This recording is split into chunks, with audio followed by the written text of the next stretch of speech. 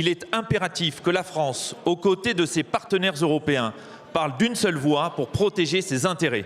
Ainsi, Monsieur le Ministre, pouvez-vous nous préciser les démarches engagées par la France, tant au niveau européen qu'auprès des autorités américaines, pour prévenir cette hausse des droits de douane, protéger nos producteurs, nos emplois et notre excellence viticole. Merci.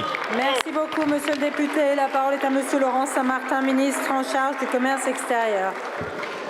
Merci Madame la Présidente, Mesdames et Messieurs les députés. Monsieur le député Thomas Cazenave, je vous remercie pour votre question qui démontre une fois encore votre engagement total pour la filière viticole. Et vous l'avez démontré en les citant toutes, pas seulement vis-à-vis des vignerons bordelais.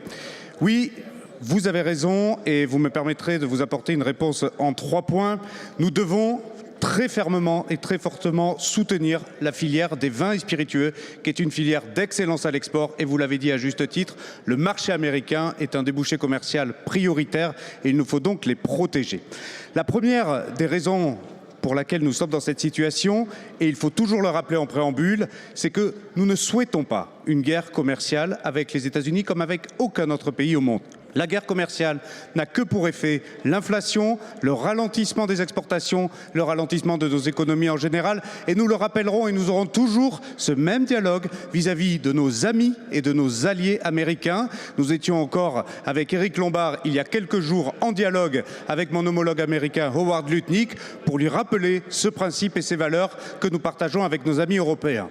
Ceci étant dit, s'il y a effectivement des hausses de droits de douane imposées par nos amis et nos alliés américains, il faut que l'Europe sache répondre. C'est une question de rapport de force, c'est une question de puissance européenne et nous devons nous montrer unis. Mais le troisième point, Monsieur le député, et là où je vous donne raison, c'est qu'en aucun cas la filière des vins spiritueux ne peut se retrouver comme étant la filière qui subit cette guerre commerciale en priorité. Et donc nous la défendrons. Et nous sommes en train de discuter avec la Commission européenne pour faire en sorte qu'entre la première mesure de rétorsion qui a été annoncée par la Commission européenne et la deuxième à hauteur de 18 milliards qui sera en préparation, nous puissions nous assurer que la filière des vins spiritueux soit protégée.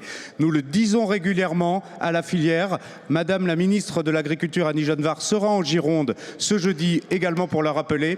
Et je profite de votre question pour vous dire que nous menons la même bataille vis-à-vis du marché chinois pour la filière cognac et armagnac.